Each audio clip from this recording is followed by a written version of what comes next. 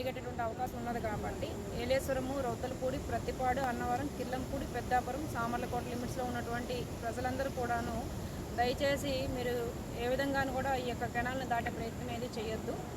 ముఖ్యంగా ఏలేశ్వరం లిమిట్స్లో ఉన్నటువంటి ఏలేశ్వరం అటువైపు అప్పన్నపల్లి దగ్గర ఉన్నటువంటి బ్రిడ్జ్ మీద నుంచి ఫ్లో కొంచెం స్పీడ్గా వెళ్తుంది కాబట్టి అటు అప్పన్నపల్లి గ్రామస్తులైనా ఇటు ఏలేశ్వరం గ్రామస్తులైనా ఈ బ్రిడ్జిని ఉపయోగించకుండా ఉండాల్సిందిగా కోరుచున్నాం. దానికి సంబంధించి మా స్థానిక ఎస్ఐ గారు కూడా ఇక్కడ బార్గేట్స్ని రెండు వైపులా ఏర్పాటు చేసి ఇటువైపు మా ఏఎస్ఐ గారు మరి ఒక కానిస్టేబుల్తో 24/7తో ఇటువైపు ఒక పికెట్ లాంచ్ చేస్తున్నారు. అదేవిధంగా అటువైపు అప్పన్నపల్లి గ్రామంలో సిఐ జగ్గంపేట పోలీసు వారితో అటువైపు కూడా 24 hours ఒక పికెట్ లాంచ్ చేయడం జరుగుతుంది.